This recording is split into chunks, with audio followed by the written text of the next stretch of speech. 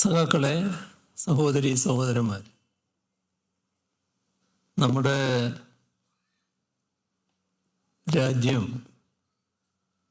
ഈ തെരഞ്ഞെടുപ്പിനെ അതീവ പ്രാധാന്യത്തോടെയാണ് കാണുന്നത്. അതിന് കാരണം രാഷ്ട്രമുയർത്തുന്ന എല്ലാ മൂല്യങ്ങളും അപകടപ്പെട്ടുകൊണ്ടിരിക്കുകയാണ്. അതുകൊണ്ട് തന്നെ അവയെല്ലാം സംരക്ഷിക്കപ്പെടണം എന്ന് നമ്മുടെ രാജ്യമാകെ ആഗ്രഹിക്കുന്നു. മതനിരപേക്ഷതയാണ് ഏറ്റവും കൂടുതൽ അപകടത്തിൽപ്പെട്ടിട്ടുള്ളത്. നമ്മുടെ രാഷ്ട്രത്തിൻ്റെ വലിയ പ്രത്യേകതയാണ് മതനിരപേക്ഷ രാഷ്ട്രമെന്ന്. ഇത് എല്ലാവർക്കും അവരവരുടെ വിശ്വാസമനുസരിച്ച് ജീവിക്കാൻ അവകാശം നൽകുന്നു. ഏത് മതത്തിലും വിശ്വസിക്കാം. ഏതെങ്കിലും ആൾക്ക് ഒരു മതത്തിലും വിശ്വസിക്കാതിരിക്കണമെങ്കിൽ അങ്ങനെയും ആകാം. ഇവർക്കെല്ലാവർക്കും തുല്യ പരിഗണനയും സംരക്ഷണവും രാജ്യത്ത് ലഭിക്കും. ഇത് ഭരണഘടന ഉറപ്പു നൽകുന്നു. ഇതാണ് മതനിരപേക്ഷതയുടെ അടിസ്ഥാനം. പക്ഷേ മതനിരപേക്ഷത തകർക്കണമെന്ന് ആഗ്രഹിക്കുന്ന ശക്തികൾ നമ്മുടെ രാജ്യത്തുണ്ട്. മതനിരപേക്ഷത അംഗീകരിക്കപ്പെടുന്ന കാലം മുതൽ മതനിരപേക്ഷതക്കെതിരെ ശക്തമായി നീങ്ങിക്കൊണ്ടിരുന്ന കൂട്ടരാണ് RSSഉം സംഘപരിവാർ. മതനിരപേക്ഷത അംഗീകരിച്ച് ഭരണഘടന പാസ്സായപ്പോൾ ആ ഭരണഘടന അംഗീകരിച്ചതിൻ്റെ 4ാമത്തെ ദിവസം RSSന്റെ മുഖപ്രസിദ്ധീകരണമായ ഓർഗനൈസർ ആ ഭരണഘടനക്കെതിരെ രംഗത്ത് വന്നിരുന്നു. അവര് ഭരണഘടനയെ തള്ളിപ്പറയുകയും മനുസ്മൃതിയുടെ പ്രാധാന്യം ഉൾക്കൊള്ളാത്ത ഭരണഘടനാ പണ്ഡിതരെ അപലപിക്കുകയും ചെയ്തു. ഭരണഘടനാ നിർമ്മാണ സഭയിലെ അംഗങ്ങളെ പരിഹസിക്കുന്ന നിലയും RSS സ്വീകരിച്ചു.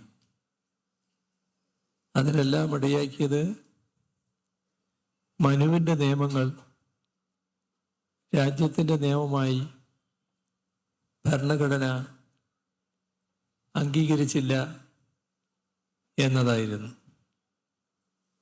ഇത് RSSന്റെ പ്രധാനികളെല്ലാം ആവർത്തിച്ചൊരു കാര്യമാണ്.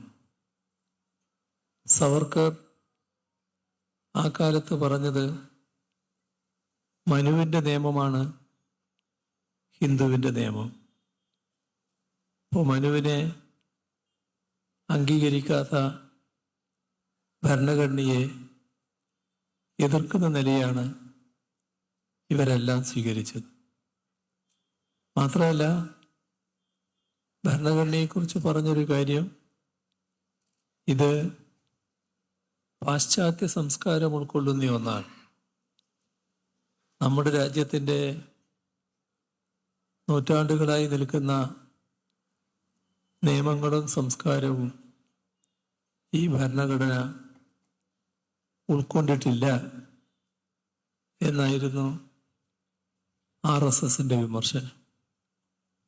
യഥാർത്ഥത്തിൽ നമ്മുടെ ഭരണഘടന പെട്ടെന്നൊരു ദിവസം ഉണ്ടായതല്ല.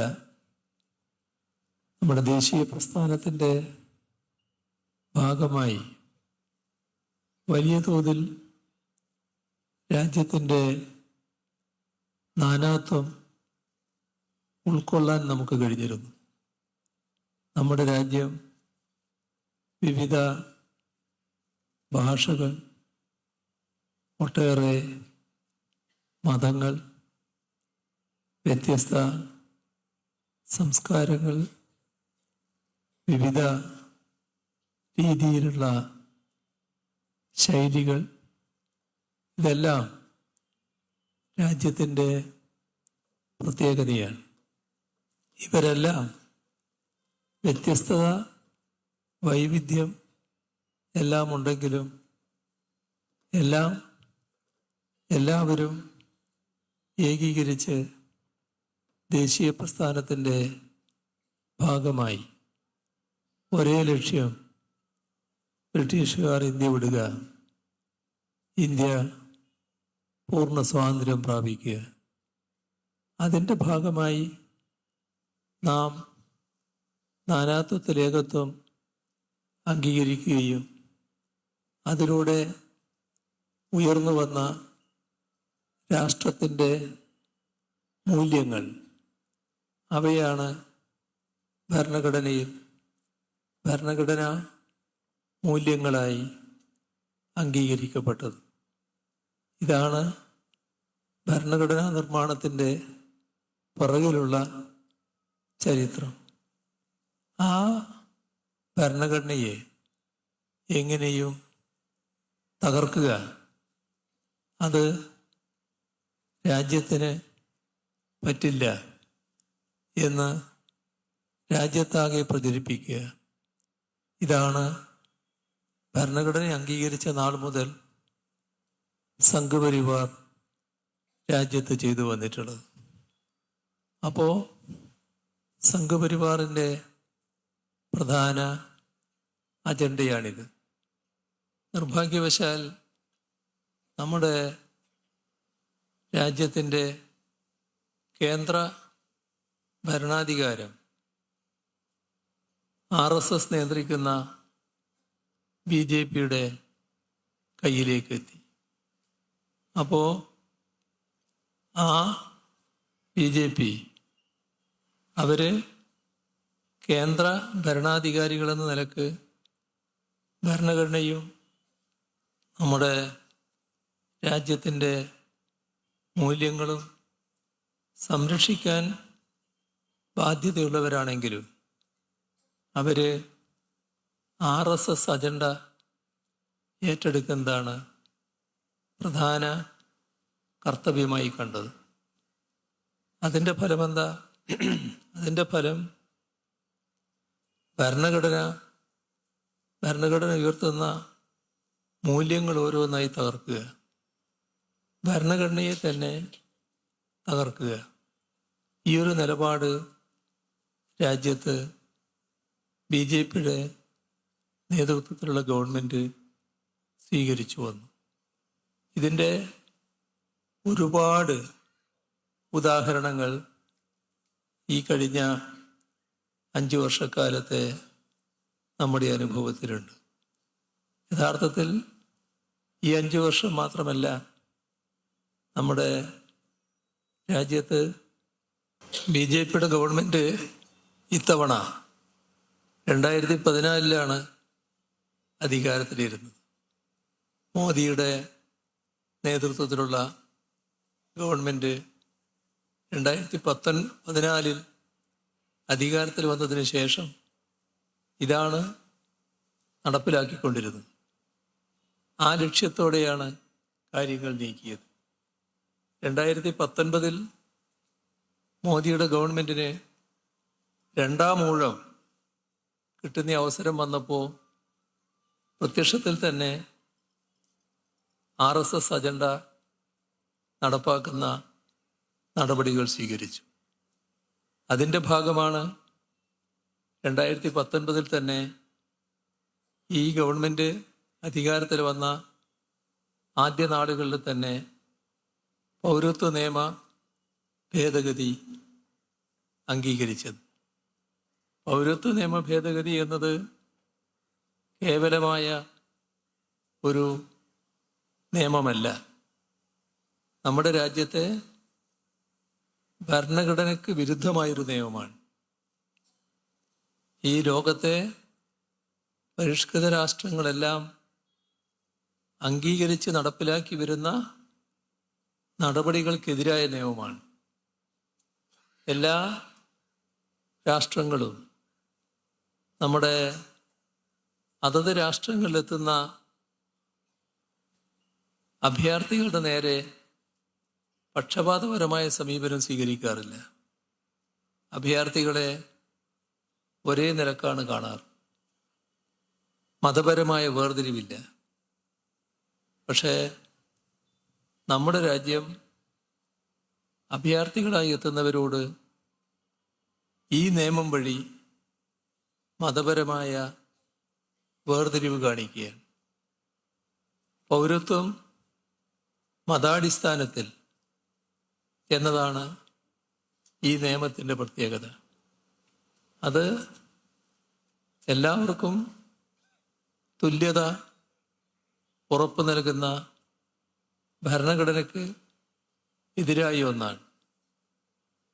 ഇതുകൊണ്ടാണ് ഈ നിയമ ഭേദഗതിയെ ലോകത്തെ പ്രധാന രാഷ്ട്രങ്ങളെല്ലാം എതിർത്തത്. ആ എതിർത്തവരുടെ കൂട്ടത്തിൽ ഉള്ള ഒരു രാഷ്ട്രം അമേരിക്കയാണ്. അമേരിക്കയുടെ ഏറ്റവും അടുത്ത രാജ്യമായി നിൽക്കാനാണ് മോദിയുടെ നേതൃത്വത്തിലുള്ള ഗവൺമെൻറ് ശ്രമിച്ചു വന്നിരുന്നത്. BJPയുടെ നയത്തിൻ്റെ ഭാഗമായി തന്നെ അമേരിക്കയുടെ തന്ത്രപരമായ സഖ്യശക്തിയാക്കി ഇന്ത്യയെ മാറ്റുകയായിരുന്നു. അമേരിക്കക്ക് അന്താരാഷ്ട്ര തലത്തിൽ ഇന്ത്യയെ അങ്ങനെ കിട്ടി എന്നത് വലിയ സന്തോഷം പകരുന്ന കാര്യമാണ്.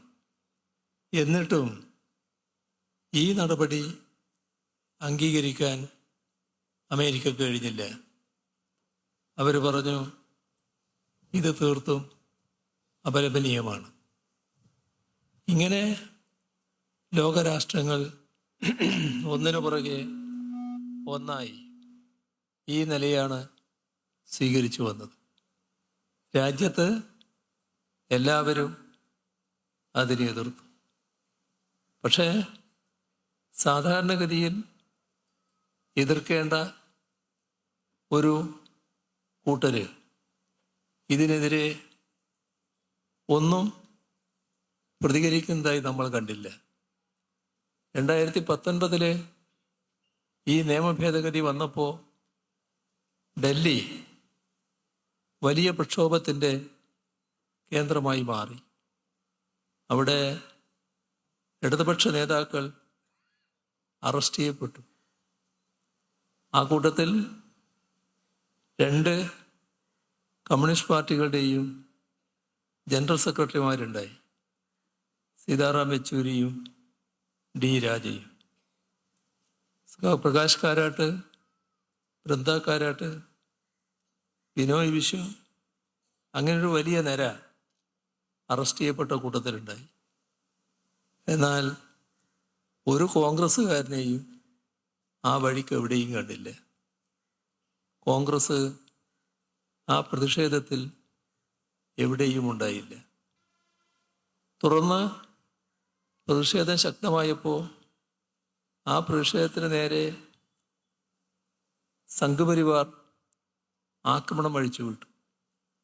നമ്മുടെ ഇവിടുന്ന് പോയ ഇടതുപക്ഷ MP-മാർ, അതേപോലെ ഇടതുപക്ഷ നേതാക്കൾ എല്ലാം അത്തരം സ്ഥലങ്ങളിൽ ഓടിയെത്തുകയും ഇരകൾക്കൊപ്പം നിൽക്കാൻ ശ്രമിക്കുകയും ചെയ്തു.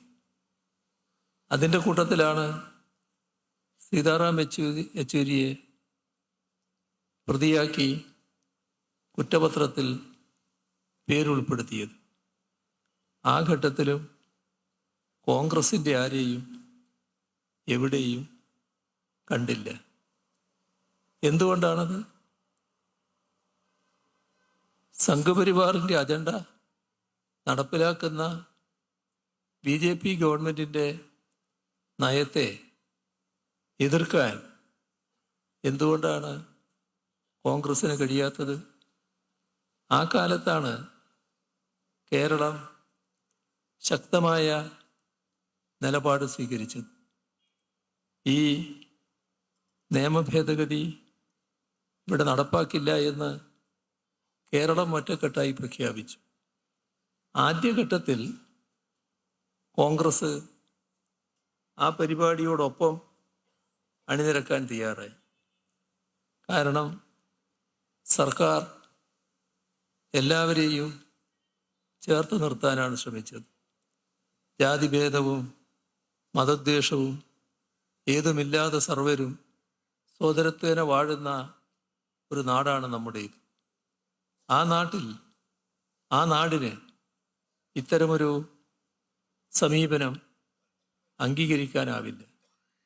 അതുകൊണ്ട് തന്നെ എല്ലാവരും കൂടി അതിനെതിരെ അണിനിരന്നു.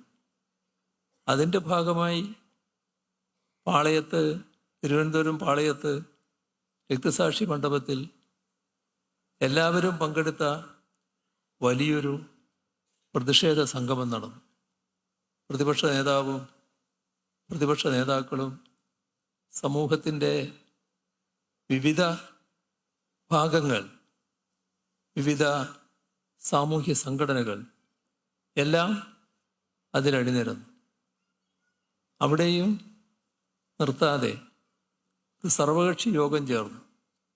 ആ യോഗം ഈ നിയമം പിൻവലിക്കണമെന്നാവശ്യപ്പെട്ടു. നമ്മുടെ നിയമസഭയുടെ പ്രത്യേക സമ്മേളനം വിളിച്ചു ചേർത്തു. അതിലും പ്രതിപക്ഷ നേതാക്കളും എല്ലാവരും ഉണ്ടായി. ഏകണ്ഠേന ആ നിയമസഭ പ്രമേയം പാസാക്കി ഈ നിയമം പിൻവലിക്കണമെന്ന്. ഇത്രയെല്ലാം ഒന്നിച്ച് ചെയ്ത കാര്യങ്ങളാണ്. പക്ഷേ പിന്നീട് നാം കണ്ടത് കോൺഗ്രസിൻ്റെ സംസ്ഥാന അധ്യക്ഷൻ KPCC പ്രസിഡന്റ് പരസ്യമായി പറയുകയാണ്, ഇവിടെ നിയമസഭ പ്രമേയം പാസ്സാക്കിയത് കൊണ്ട് കേന്ദ്ര ഗവൺമെൻറ് പാസ്സാക്കിയ നിയമം നടപ്പാകാതിരിക്കുകയോ? എത്രമാത്രം ചരിത്ര നിഷേധമുള്ള പ്രസ്താവനയാണത്! അതോ കോൺഗ്രസിൽ നിന്ന്? നമ്മുടെ കോൺഗ്രസ് പാർട്ടി എന്താണ് ഇങ്ങനെയൊരു നിലപാട് സ്വീകരിക്കാൻ കാരണം? ഒരു കാരണം മാത്രമേ അതിനുണ്ടാവൂ. കോൺഗ്രസിൻ്റെ അഖിലേന്ത്യാ നേതൃത്വം നിങ്ങൾ ഈ സ്വീകരിച്ച നടപടി ശരിയല്ല, നിങ്ങൾ പിൻവാങ്ങണം എന്നാവശ്യപ്പെട്ടിട്ടുണ്ടാകാം. കോൺഗ്രസ് ഇവിടെ പറഞ്ഞു, ഞങ്ങൾ ഇനി യോജിച്ച ഒരു കാര്യത്തിനുമില്ല എന്ന്. കോൺഗ്രസ് നേതൃത്വത്തിൻ്റെ നിർദ്ദേശമനുസരിച്ചായിരിക്കാം അവരത് ചെയ്തത്. ഇവിടെ സർക്കാരിനെ കുറ്റമൊന്നും പറഞ്ഞില്ല. യോജിപ്പിന് തടസ്സമായി എന്തെങ്കിലും സർക്കാർ ചെയ്തു എന്ന് വേണമെങ്കിൽ പറഞ്ഞുകൊണ്ട് പിൻവാങ്ങാലോ. അതൊന്നും പറഞ്ഞില്ല. അപ്പോൾ കേന്ദ്ര നേതൃത്വം പിൻവാങ്ങണമെന്ന് പറഞ്ഞു, പിൻവാങ്ങി. ഇത് 4 വർഷം മുൻപ് നടന്നതാണ്. ഇപ്പോൾ ചിലർ ഈ പൗരത്വ നിയമ ഭേദഗതിയെപ്പറ്റി ഞങ്ങൾ സംസാരിക്കുന്നത് എന്തോ തെരഞ്ഞെടുപ്പ് വന്നുകൊണ്ട് സംസാരിക്കുകയാണ് എന്നാണ് പറയുന്നത്. 4 വർഷം മുൻപ് തെരഞ്ഞെടുപ്പൊന്നുമില്ലല്ലോ. 4 വർഷം മുൻപ് എന്ന് പറയുന്നത് മോദിയുടെ ഗവൺമെൻറ് വന്ന് ആദ്യ മാസങ്ങളില്ലേ? ആ ഘട്ടത്തിൽ തന്നെയല്ലേ ഇതെല്ലാം ഞങ്ങൾ പറഞ്ഞത്? ആ ഘട്ടത്തിൽ തന്നെയല്ലേ ആ പ്രക്ഷോഭത്തിലടക്കം ഞങ്ങൾ പങ്കെടുത്തത്? ആ ഘട്ടത്തിലല്ലേ ഞങ്ങളുടെ പ്രധാനപ്പെട്ട നേതാക്കളെ അടക്കം അറസ്റ്റ് ചെയ്യുന്ന നിലയുണ്ടായത്. എല്ലാം രാജ്യം കണ്ടതല്ലേ. എന്താണ് സമീപനം, എന്താണ് പ്രശ്നം? അതിൽ കോൺഗ്രസ് നിർഭാഗ്യകരമായി ഈ സമീപനമാണ് സ്വീകരിച്ചത്. പോട്ടെ, അത് 4 വർഷം മുൻപുള്ള കാര്യം. ഇപ്പോൾ 4 വർഷം കഴിഞ്ഞാണ്. ഈ തെരഞ്ഞെടുപ്പ് വരുന്നതിൻ്റെ ഏതാനും നാളുകൾക്ക് മുൻപല്ലേ ഈ പൗരത്വ നിയമ ഭേദഗതി നിയമം പാസാക്കിയ അവർ തന്നെ അത് നടപ്പിലാക്കാനുള്ള ചട്ടങ്ങൾ കൊണ്ടുവരുന്നത്. ഇവിടെ ആ നിയമ ഭേദഗതിയെ ചോദ്യം ചെയ്ത് സംസ്ഥാന സർക്കാർ സുപ്രീം കോടതിയിൽ ഇത് ഭരണഘടനയ്ക്ക് നിരക്കാത്തതാണ് എന്ന് പറഞ്ഞുകൊണ്ടൊരു സൂട്ട് ഫയൽ ചെയ്ത കാര്യം ഓർക്കേണ്ടതുണ്ട് നമ്മൾ. അത് സുപ്രീം കോടതിയുടെ പരിശോധനയിലിരിക്കുകയാണ്. ഇപ്പോഴാണ് അത് നടപ്പാക്കാനുള്ള ചട്ടങ്ങൾ കൊണ്ടുവരുന്നത്. അപ്പോൾ സംസ്ഥാന സർക്കാർ പറഞ്ഞു, നമ്മൾ നേരത്തെ കൊടുത്ത സ്യൂട്ടിൻ്റെ തുടർച്ചയായി ഈ പുതിയ ചട്ടങ്ങൾ വന്നതിൻ്റെ ഭാഗമായുള്ള കാര്യങ്ങൾ കോടതിയുടെ മുന്നിൽ കൊണ്ടുവരണം. അതിന് അഡ്വക്കേറ്റ് ജനറലിനെ ചുമതലപ്പെടുത്തി. രാജ്യം മുഴുവൻ ഇതിന് പ്രതിഷേധിച്ചു. കോൺഗ്രസ് അപ്പോഴും പ്രതികരണമില്ല. ഒരു പാർട്ടി എന്ന നിലക്ക് പ്രതികരിക്കണ്ടേ? കോൺഗ്രസിൻ്റെ അധ്യക്ഷൻ അദ്ദേഹത്തോട് മാധ്യമപ്രവർത്തകർ ചോദിച്ചു, എന്താണ് അഭിപ്രായം? ആ ചോദ്യം സന്ധ്യയ്ക്ക് ശേഷമായിരുന്നു. അപ്പോൾ അദ്ദേഹത്തിൻ്റെ മറുപടി, രാത്രി ആലോചിച്ച് മറുപടി പറയാം. എങ്ങനെയുണ്ട്? എത്ര പരിഹാസ്യമാണെന്ന് നോക്കണം. രാഹുൽ ഗാന്ധി ആ ഘട്ടത്തിലൊരു യാത്രയിലാണ്. രാജ്യത്തുള്ള ലോകത്തുള്ള എല്ലാ കാര്യങ്ങളെക്കുറിച്ചും അദ്ദേഹം പ്രതികരിക്കുന്നുണ്ടായിരുന്നു. ഇതിനെപ്പറ്റി മാത്രമില്ല. അല്ലേ വസ്തുത?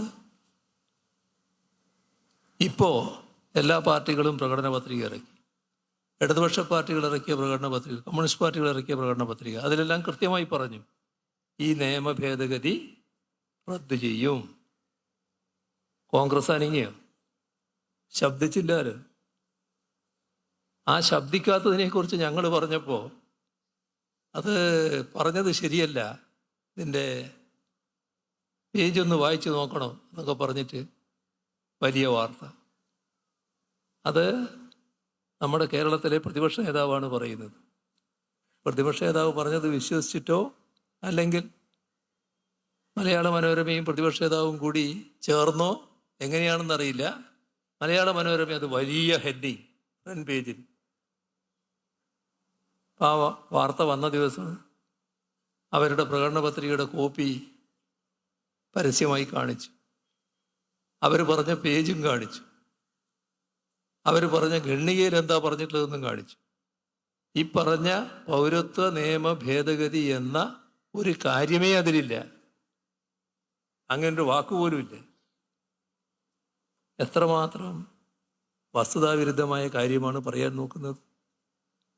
അപ്പം എങ്ങനെയാണ് ഇവർക്ക് ഇത്തരമൊരു സംഘപരിവാർ മനസ്സ് വരുന്നത് എന്നാണ് നാം ആലോചിക്കേണ്ടത്. സംഘപരിവാറിൻ്റെ അജണ്ട നമ്മുടെ രാജ്യത്തെ ഒരു മതാധിഷ്ഠിത രാഷ്ട്രമാക്കലാണ്. അടുത്ത വർഷം RSS ജന്മം കൊണ്ടിട്ട് 100 വർഷം തികയുകയാണ്. അപ്പോൾ RSS ഉദ്ദേശിക്കുന്ന കാര്യങ്ങൾ നല്ല രീതിയിൽ നടപ്പാക്കണമെന്നാണ് RSSും BJPയും ആഗ്രഹിക്കുന്നത്. അത് അവരുടെ ആഗ്രഹം. എങ്ങനെയാണ് കോൺഗ്രസ് നേതൃത്വത്തിന് അത്തരമൊരാഗ്രഹം വരുന്നത്, അതിൻ്റെ കൂടെ നിൽക്കാൻ കഴിയുന്നത്, അതിനെ എതിർക്കാൻ പറ്റാത്തത്? മതനിരപേക്ഷതക്ക്, നമ്മുടെ രാജ്യത്തിൻ്റെ മൂല്യങ്ങൾക്ക് വലിയ പോർലേൽപ്പിക്കുന്ന നടപടികൾ വരുമ്പോൾ അതിനെ എതിർക്കാൻ തയ്യാറാവണ്ടേ? അതില്ല എന്നതാണ് ഇവിടെ കാണേണ്ട ഒരു കാര്യം. നമ്മുടെ രാജ്യത്ത് ജനാധിപത്യം ഏത് രീതിയിലാണ് വെല്ലുവിളിക്കപ്പെടുന്നത്? ജനാധിപത്യ രീതികൾ വെല്ലുവിളിക്കപ്പെടുമ്പോഴും ഇവിടെ ലോകരാഷ്ട്രങ്ങൾ ചോദ്യം ചെയ്യുകയാണ്. നിയമവാഴ്ച അട്ടിമറിക്കപ്പെടുകയാണ്. ഡൽഹി മുഖ്യമന്ത്രി കെജ്രിവാളിനെ അറസ്റ്റ് ചെയ്തപ്പോൾ നമ്മുടെ രാജ്യത്തുണ്ടായ പ്രതിഷേധം മാത്രമല്ല, ഇന്ത്യയുടെ സുഹൃത്ത് രാഷ്ട്രങ്ങളടക്കം പ്രതിഷേധിച്ചു. അതിലും ജർമ്മനിയെപ്പോലെ അമേരിക്കയെ പോലുള്ളവരുണ്ടായി. എങ്ങോട്ടാണ് എന്ന ചോദ്യം അവർ ഉന്നയിച്ചു. കെജ്രിവാള് പരസ്യമായി കോടതിയിൽ പറഞ്ഞല്ലോ, എനിക്കെതിരെ ഒരു തെളിവുമില്ല, ആകെയുള്ളത് ഒരാളെ അറസ്റ്റ് ചെയ്ത് മാപ്പുസാക്ഷിയാക്കി.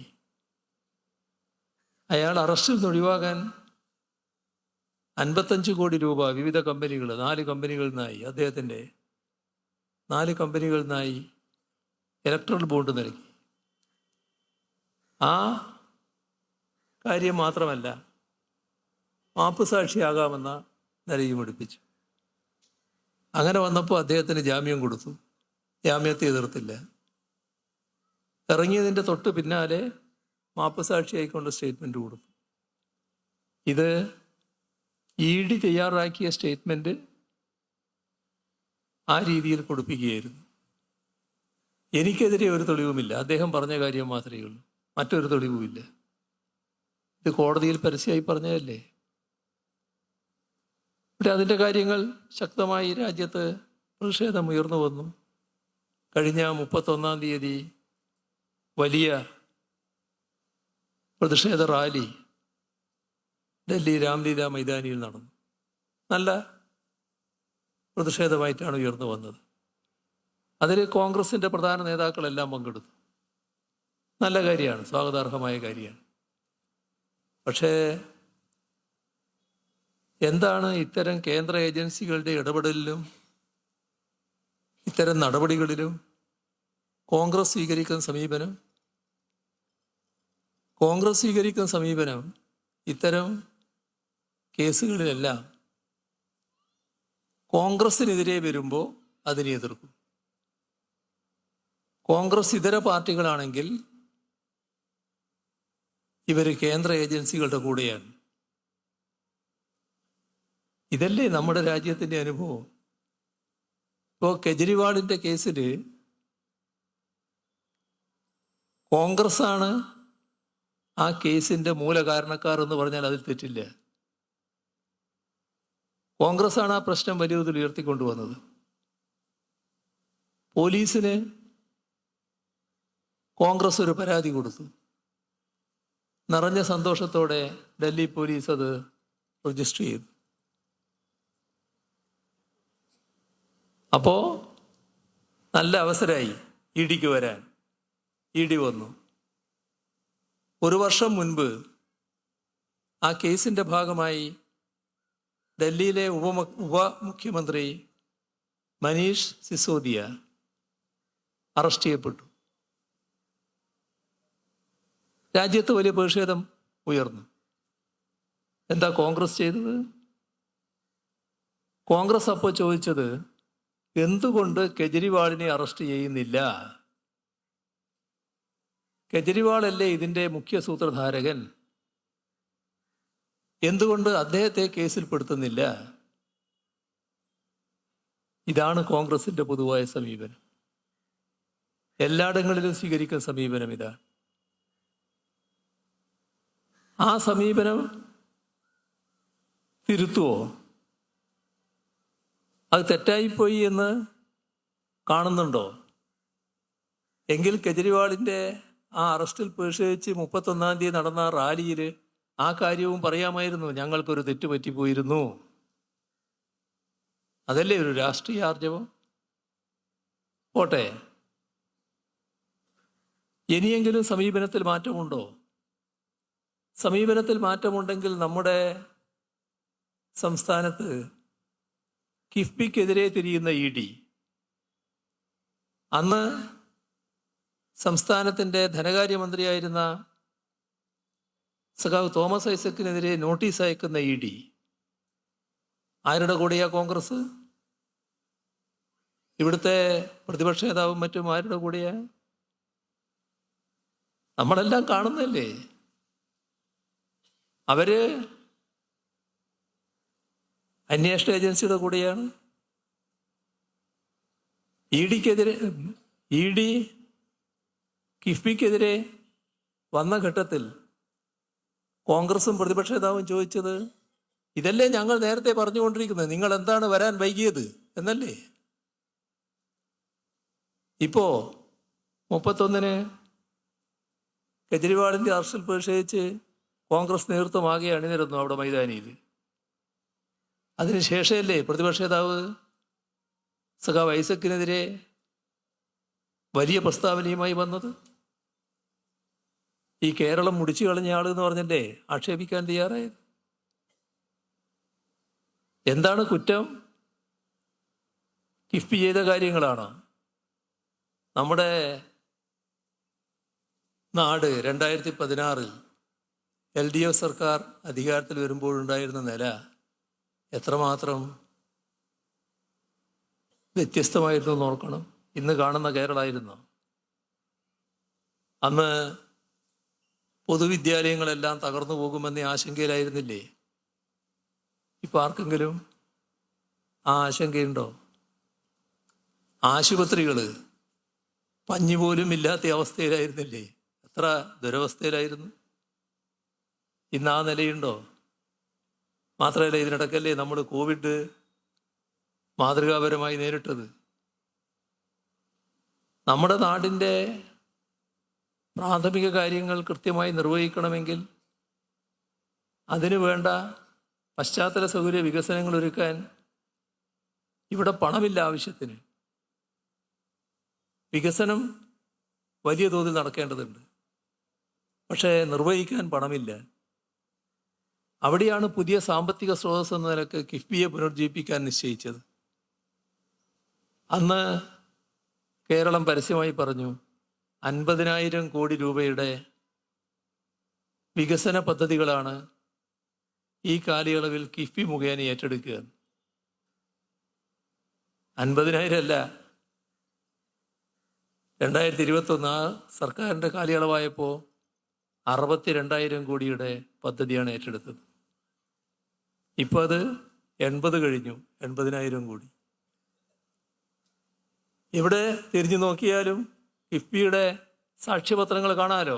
സ്കൂളായും ആശുപത്രിയായും റോഡായും പാലമായും ഓവർബ്രിഡ്ജായും വിവിധ തരത്തിലുള്ള പദ്ധതികളായും, ഒരു ഭാഗത്ത് ഹിൽ ഹൈവേ, വേറൊരു ഭാഗത്ത് തീരദേശ ഹൈവേ, എന്തെല്ലാം. നമ്മുടെ നാഷണൽ ഹൈവേക്ക് ഒരു ഭാഗം സ്ഥലമെടുക്കാൻ നിങ്ങൾ പണം തരണമെന്ന് പറഞ്ഞപ്പോൾ 5,600 കോടിയിലധികം രൂപ കിഫ്ബിയിൽ നിന്നെടുത്താണ് നമ്മൾ കൊടുത്തത്. അപ്പോൾ കേന്ദ്ര ഗവൺമെൻറ്റിനുള്ള പ്രയാസം മനസ്സിലാക്കാം. കേരളത്തെ 1 ഇഞ്ച് മുന്നോട്ട് പോകാൻ സമ്മതിക്കില്ല എന്ന വാശിയോടെ നിൽക്കുമ്പോൾ നമ്മൾ അതിനെയെല്ലാം മറികടന്ന് മുമ്പോട്ട് പോയിരിക്കുന്നു. അപ്പോൾ അതിനെ ശ്വാസം മുട്ടിക്കണം. അതിനല്ലേ നടപടികൾ എടുത്തത്. അതിൻ്റെ കൂടെ നിൽക്കുന്ന നിലയല്ലേ ഇപ്പോൾ കേരളത്തിലെ കോൺഗ്രസ് സ്വീകരിച്ചിരിക്കുന്നത്. നാം ആലോചിക്കേണ്ട ഒരു കാര്യം, ഇവിടെ നിന്ന് 18 MP ഇപ്പോൾ UDF പക്ഷത്തുണ്ട്. ലോക്സഭാംഗങ്ങൾ 20-ൽ 18, 2 പേര് LDF പക്ഷത്ത്. ഒന്ന് ആലപ്പുഴയിൽ നിന്നുള്ള ആരിഫ്, കോട്ടയത്ത് നിന്നുള്ള തോമസ് ചാഴിക്കാട്. ഈ 2 പേര് LDF പക്ഷത്ത്. ബാക്കി 18 പേരും UDF പക്ഷത്ത്. ഈ 18-അംഗ സംഘം ഏതെങ്കിലും ഘട്ടത്തിൽ നമ്മുടെ നാടിൻ്റെ വികാരം പ്രതിഫലിപ്പിച്ചോ? കഴിഞ്ഞ തെരഞ്ഞെടുപ്പിൽ ഇവരെല്ലാം ഇങ്ങനെ ജയിച്ചു വരാൻ ഇടയാക്കിയൊരു കാരണമുണ്ട്. അത് 2ാം ഊഴം BJP ഗവൺമെന്റിന് കൊടുത്തുകൂടാ എന്ന വാശിയിലായിരുന്നു എല്ലാവരും. നല്ലതാണത്. തെരഞ്ഞെടുപ്പിൻ്റെ ഒരു ഘട്ടം കഴിഞ്ഞപ്പോൾ, ഒരു ഘട്ടമായപ്പോൾ കോൺഗ്രസ് ഒരു പ്രചരണം അഴിച്ചു വിട്ടു. കോൺഗ്രസ് പറഞ്ഞു, നാട്ടിൽ നടത്തിയ പ്രചരണം ഈ തെരഞ്ഞെടുപ്പിൽ ആർക്കും കേവല ഭൂരിപക്ഷം കിട്ടാനിടയില്ല. അപ്പോൾ ഏറ്റവും കൂടുതൽ അംഗബലമുള്ള പാർട്ടിയാണ് മന്ത്രിസഭ രൂപീകരിക്കാൻ ക്ഷണിക്കുക. അതിന് രാഹുൽ ഗാന്ധിയെ ക്ഷണിക്കണമെങ്കിൽ കോൺഗ്രസിന് അംഗബലം വേണം. അതുകൊണ്ട് ഇത്തവണ കോൺഗ്രസിനെ ജയിപ്പിക്കണം. ഇതാണ് എല്ലാവരോടും അഭ്യർത്ഥിച്ചത്. നമ്മുടെ സഹോദരങ്ങൾ മലയാളികൾ ശുദ്ധ മനസ്കരാണല്ലോ. അവരാലോചിച്ചു, ഇവരെല്ലാവരും LDF ആയാലും UDF ആയാലും എല്ലാം BJPക്ക് എതിരാണല്ലോ. പക്ഷെ ഗവൺമെന്റ് രൂപീകരിക്കണമെങ്കിൽ ഈ പറഞ്ഞത് ശരിയല്ലേ? രാഹുൽ ഗാന്ധിയെ വിളിക്കണമെങ്കിൽ കോൺഗ്രസിന് അംഗബലം വേണ്ടേ? അപ്പോ LDF ഇത്തവണ പോയില്ലെങ്കിലും കുഴപ്പമില്ല, കോൺഗ്രസ് പോട്ടെ. ഈ ഒരു ചിന്ത ഒരു വിഭാഗം ആളുകളിലങ്ങ് വന്നു. അവരത് പ്രാവർത്തികമാക്കി. തെരഞ്ഞെടുപ്പിൽ വലിയ നേട്ടം UDF കൊയ്തു. പക്ഷെ ആ നേട്ടം അവരെ വിജയിപ്പിച്ച നാട്ടുകാർക്കും വോട്ടർമാർക്കും ഈ കഴിഞ്ഞ 5 വർഷക്കാലം വലിയ വേദനയാണ് ഉളവാക്കിയത്. ഓരോ ഘട്ടങ്ങൾ, ഓരോ സന്ദർഭങ്ങൾ അവരിങ്ങനെ മനസ്സിന് മുറിവേൽക്കുന്ന രീതിയിലുള്ള തരത്തിലാണ് ഏറ്റുവാങ്ങേണ്ടി വന്നത്. എന്താണ് ഇവരെയാണല്ലോ ഞങ്ങൾ വോട്ട് ചെയ്ത് അയച്ചത് എന്ന് ചിന്തിക്കുന്ന ഘട്ടം. മതനിരപേക്ഷത തകർക്കുന്ന ഒരുപാട് പ്രശ്നങ്ങളുണ്ടായി. ഒന്നിലും പ്രതികരിക്കാൻ ഈ 18-അംഗ സംഘമില്ല. ഇപ്പോൾ ജമ്മു കാശ്മീരിൻ്റെ പ്രത്യേക പദവി എടുത്തു കളയുന്നു. സംസ്ഥാനം തന്നെ സംസ്ഥാന പദവിയും എടുത്തു കളയുന്നു. എല്ലാം ഒരു ദിവസം പെട്ടെന്നാണല്ലോ, ഒരു മാനദണ്ഡവും പാലിക്കുന്നില്ല. എന്താ കോൺഗ്രസ് ചെയ്തത്? അത്തരമൊരു സംഭവം നടക്കുമ്പോൾ പ്രതികരിക്കേണ്ട രീതിയിൽ പ്രതികരിച്ചോ? അവരെ ശബ്ദമുയർന്നോ? രഹസ്യമായി BJPയെ അഭിനന്ദിച്ചവരും കോൺഗ്രസിന്റെ കൂട്ടത്തിലുണ്ട്. അതിലൊരാള് രാജ്യസഭയിലെ കോൺഗ്രസിന്റെ ചീഫ് വിപ്പ്. അദ്ദേഹത്തിന് ആവേശം അങ്ങ് അടക്കാൻ പറ്റിയില്ല. ഇത്രയും നല്ലൊരു നിലപാടെടുത്ത BJP ആ സമീപനത്തോടെ അദ്ദേഹം കോൺഗ്രസിൽ നിന്നിറങ്ങി നേരെ BJPയിൽ പോയി. BJP സ്വീകരിച്ച് രാജ്യസഭാംഗത്വം നൽകി വീണ്ടും രാജ്യസഭയിലേക്ക് അയച്ചു. കോൺഗ്രസിലെ ആളുകളുടെ സംഘപരിവാർ മനസ്സ് എത്രത്തോളമാണ് എന്നാണ് ഇതൊക്കെ കാണിക്കുന്നത്. ഇപ്പോ പ്രകടന പത്രിക കോൺഗ്രസിൻ്റെ പുറത്തു വന്നു. ആ പ്രത്യേക പദവി പുനഃസ്ഥാപിക്കുമെന്ന് പറഞ്ഞോ? പ്രത്യേക പദവി ഭരണഘടനയിലെ 370 റദ്ദ് ചെയ്യും എന്നത് ആരുടെ നിർബന്ധമായിരുന്നു? RSSന്റെയും സംഘപരിവാറിന്റെയും. അതിൻ്റെ കൂടെയാണ് ഇവര്. നമ്മുടെ രാജ്യത്ത് ചില നിയമങ്ങൾ, NIA ആ നിയമ ഭേദഗതി കൊണ്ടുവന്നു. ഇപ്പോൾ നേരത്തെയുള്ള നിയമമാണ്, ഇപ്പോൾ ഭേദഗതി കൊണ്ടുവന്നു. കൂടുതൽ ശക്തിപ്പെടുത്താനാണ്. കോൺഗ്രസ് എതിർത്തോ? ലോക്സഭയുടെ കാര്യമാണ് ഞാൻ പറയുന്നത്. ലോക്സഭയിൽ ആകെ 6 അംഗങ്ങളാണ് എതിർക്കാനുണ്ടായത്. അതിലൊന്ന് സഖാവ് ആരിഫാണ്. ആലപ്പുഴയിൽ നിന്ന് ജയിച്ചു പോയ ആരിഫ്. എവിടെയും കോൺഗ്രസ്സുകാരെ കാണാനില്ല. ആര്? ആ ഭാഗത്തേ ഇല്ല.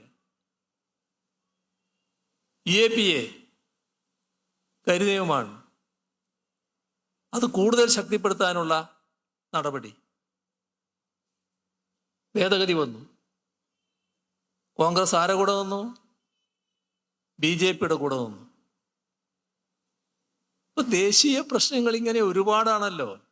ആ ഘട്ടത്തിലൊക്കെ ഈ 18-അംഗ സംഘം സ്വീകരിച്ച നിലപാട് കണ്ട് വല്ലാത്ത വേദനയിലായി നമ്മുടെ അവരെ വോട്ട് ചെയ്ത് അയച്ചവർ. അതല്ലേ അനുഭവം? ഇപ്പൊ നമ്മുടെ നാടിന്റെ അനുഭവം എന്താ? നാട് വലിയ തോതിൽ പ്രതികാര നടപടിക്ക് വിധേയരായില്ലേ? എന്തെല്ലാം തരത്തിലാണ് കേരളത്തെ ഒറ്റപ്പെടുത്താൻ ശ്രമിച്ചത്? സാമ്പത്തികമായി ഞെരുക്കാനല്ലേ നീക്കം? അവസാനം നമ്മൾ ഒരുപാട് പ്രതിസന്ധി നേരിട്ടല്ലോ. ഒരുപക്ഷെ നമ്മുടെ അത്ര പ്രതിസന്ധി നേരിടേണ്ടി വന്ന ഒരു നാടും ഈ കാലയളവിലൊക്കെ രാജ്യത്തുണ്ടായിട്ടില്ല. അതല്ലേ അവസ്ഥ? ഇവിടെ നൂറ്റാണ്ടിലെ മഹാപ്രളയം, അതിന് തൊട്ടു പിന്നാലെയുള്ള അതിരൂക്ഷമായ കാലവർഷക്കെടുതി, 2 വർഷത്തെ കോവിഡ് മഹാമാരി ലോകത്തെ ആകെ വിറങ്ങലിപ്പിച്ചു, നമുക്കും ബാധിച്ചു. ഇടക്ക് വന്ന നിപ്പ, ഓക്കി. ഒരു നാടിന് തകരാൻ പിന്നെന്ത് വേണം? ആ ഘട്ടത്തിലല്ലേ നാടിനെ സഹായിക്കേണ്ടത്? സഹായിക്കാൻ ബാധ്യപ്പെട്ടതല്ലേ കേന്ദ്ര ഗവൺമെന്റ്? നമ്മളൊരു ഔദാര്യം ചോദിക്കലല്ല, അവകാശമാണിതൊക്കെ. സഹായിച്ചോ? പ്രത്യേക പാക്കേജ് അനുവദിച്ചോ?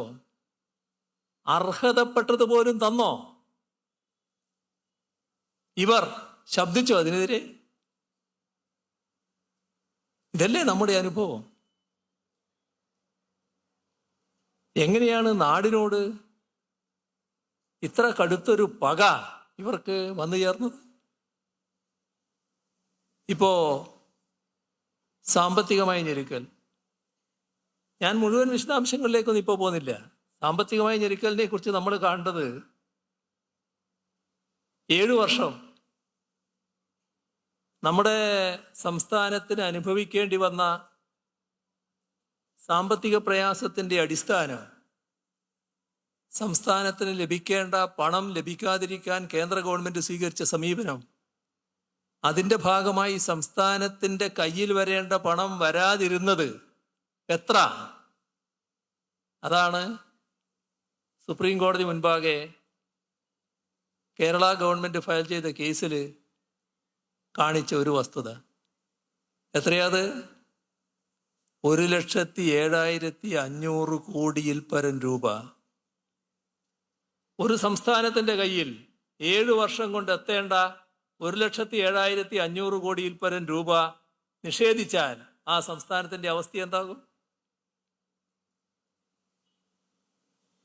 ഇവര് ഈ 18-അംഗ സംഘം അതിനെതിരെ സംസാരിച്ചോ? അവരുടെ കൂടെയല്ലേ നിന്നത്? ഒരു കേരള വിരുദ്ധ സമീപനം സ്വീകരിച്ച BJPയുടെ കൂടെയല്ലേ നിന്നത്? അവർക്ക് വിരോധപരമായ സമീപനം ഉണ്ടാകുന്നത് നമുക്ക് മനസ്സിലാക്കാം. കാരണം നമ്മുടെ നാട് അവരെ സ്വീകരിക്കുന്നില്ല, അതിനിയും സ്വീകരിക്കില്ല. അതിൻ്റെതായ വിരോധം ജനങ്ങളോടും നാടിനോടും ഈ രീതിയിലാണ് തീർക്കുന്നത്. നിങ്ങൾക്കെന്താണ് വിരോധം? നിങ്ങളല്ലേ 18 പേര് കേരളത്തിലെ പ്രതിനിധീകരിച്ച് പോയത്. നിങ്ങൾ ഈ നാടിനോടൊപ്പം നിൽക്കാൻ ബാധ്യതപ്പെട്ടവരല്ലേ. പക്ഷേ നിങ്ങൾ നിന്നോ? ഇതും ജനങ്ങളാകെ കണ്ട കാര്യമല്ലേ. ഒരനുഭവം ഞാൻ പങ്കുവെക്കാം. സാധാരണ പാർലമെന്റ് സമ്മേളനം ചേരുമ്പോൾ അതിനു മുൻപായി MP-മാരുടെ യോഗം വിളിച്ചു ചേർക്കും. ആ യോഗത്തിൽ ഞങ്ങൾ പറഞ്ഞു, ഇതാണ് അവസ്ഥ, എല്ലാ കണക്കും അവതരിപ്പിച്ചു. കേന്ദ്ര ഗവൺമെന്റ് നമ്മളെ ശ്വാസം മുട്ടിക്കുക.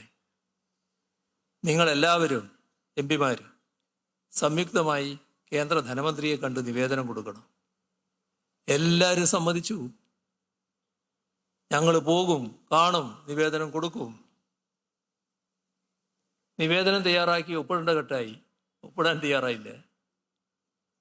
അങ്ങനെ അത് പോയി. പിന്നെ കാലം കടന്നു പോവുകയാണല്ലോ. പിന്നെ ഒരു സമ്മേളനം, MP-മാരുടെ യോഗം, അതിൽ വീണ്ടും ഇത് പറയുകയാണ്. അപ്പോഴും അന്നത്തെ കണക്കെല്ലാം അവതരിപ്പിച്ചു. എല്ലാവരും ആവർത്തിച്ച് പറഞ്ഞു, ഞങ്ങൾ ഒന്നിച്ചു പോകും, നിവേദനം കൊടുക്കും. എന്താ സംഭവിച്ചതെന്നറിയോ? നിവേദനം തയ്യാറാക്കി ചെന്നപ്പോൾ ഇവർ പറയാണ്, ഇതിലൊരു വാചകം കൂടി വേണം. കേരള ഗവൺമെന്റിന്റെ കെടുകാര്യസ്ഥത അതിനെക്കുറിച്ചൊരു വാചകം വേണം. എങ്ങനെയുണ്ട്? കേന്ദ്ര ഗവൺമെൻറ് കൊടുക്കുന്ന നിവേദനം, നിങ്ങൾ സംസ്ഥാനത്തെ അവഗണിക്കുന്നു, സംസ്ഥാനത്തോട് വിവേചനം കാണിക്കുന്നു, ഇതാണ് പൊരുൾ.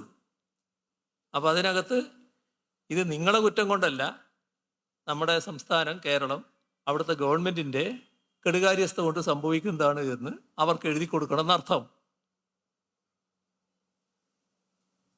എങ്ങനെയാണ് ഇത്തരം ഒരു നിലപാടെടുക്കാൻ കഴിയുന്നത്? ഇപ്പൊ നമ്മളെ കേസിൽ കണ്ട കാര്യം നമ്മളെല്ലാം കണ്ടല്ലോ. സുപ്രീം കോടതി പറഞ്ഞു, നിങ്ങൾ രണ്ട് കൂട്ടരും രണ്ട് ഗവൺമെന്റുകളിലെ നിങ്ങൾ ചർച്ച ചെയ്യൂ. നിയമസഭ ചേരുന്ന ഘട്ട ബജറ്റ് സമ്മേളനം, ധനമന്ത്രി മറുപടി പറയേണ്ട സമയമാണ്. പക്ഷെ അദ്ദേഹം ഈ ചർച്ചയുടെ പ്രാധാന്യം കണക്കാക്കി അങ്ങോട്ട് ചെന്നു. വല്ല കാര്യമുണ്ടോ? അവിടെ ചെന്നപ്പോൾ കേന്ദ്ര ഗവൺമെന്റ് ഞങ്ങളൊരു കാര്യവും ചെയ്യില്ല, നിങ്ങൾ കേസ് പിൻവലിച്ചാൽ മാത്രമേ എന്തെങ്കിലും തരൂ. നമുക്ക് അർഹതപ്പെട്ടതാണ് നമ്മൾ ചോദിക്കുന്നത്, ഇതൊന്നും ഒരു ഔദാര്യം ചോദിക്കലല്ല. പക്ഷെ തരാൻ തയ്യാറില്ല. കോടതിയുടെ മുമ്പാകെ വിവരങ്ങളൊക്കെ പറഞ്ഞു. കോടതി അപ്പോൾ പറഞ്ഞു, കേരളത്തിന് അർഹതപ്പെട്ടതാണ് 13,000 കോടിയിലധികം രൂപ. അത് കൊടുക്കില്ല എന്ന് പറയുന്നത് ന്യായീകരിക്കാനാവില്ല. അതിന് അനുമതി കൊടുക്കേണ്ടതാണ്. കേന്ദ്ര ഗവൺമെന്റ് നിർദ്ദേശമായി പോയി. അപ്പോൾ ആ നിർദ്ദേശത്തിൻ്റെ ഭാഗമായ പണം കിട്ടി. പക്ഷെ നമ്മൾ കാണേണ്ടത് അത് നമുക്കൊരു ഔദാര്യം കിട്ടിയതല്ല, നമുക്ക് അർഹതപ്പെട്ട പണമാണ്. ആ അർഹതപ്പെട്ട പണം കിട്ടുന്നതിനടക്കം കേന്ദ്ര ഗവൺമെന്റ് നൽകുന്നതിനടക്കം കോടതിയുടെ ഇടപെടൽ വേണ്ടി വന്നു. ആ കേസ് വീണ്ടും തുറന്നു. സുപ്രീം കോടതി എന്താ പറഞ്ഞ്? അതീവ ഗൗരവമുള്ള വിഷയമാണ് കേരളം ഉന്നയിച്ചിരിക്കുന്നത്. ഇതേവരെ പരിശോധിക്കപ്പെടാത്ത ചില മേഖലകൾ ഇതിലുണ്ട്. സുപ്രീം കോടതി വ്യക്തത വരുത്താത്ത ചില മേഖലകളാണത്. അതുകൊണ്ട് ഇത് ഗൗരവമായി പരിശോധിക്കപ്പെടേണ്ടതാണ്. 5 അംഗ ഭരണഘടനാ ബെഞ്ച് പരിശോധിക്കണം. ദേശീയ പ്രാധാന്യമുള്ള വിഷയമായി മാറിയത്. അപ്പോഴെല്ലാം നമ്മൾ ഈ 18 അംഗ സംഘം നമ്മുടെ കൂടെയല്ല നിന്നത്, കേരളത്തിൻ്റെ കൂടെയല്ല, അവരെ തെരഞ്ഞെടുത്തയച്ച ജനങ്ങളുടെ കൂടെയല്ല.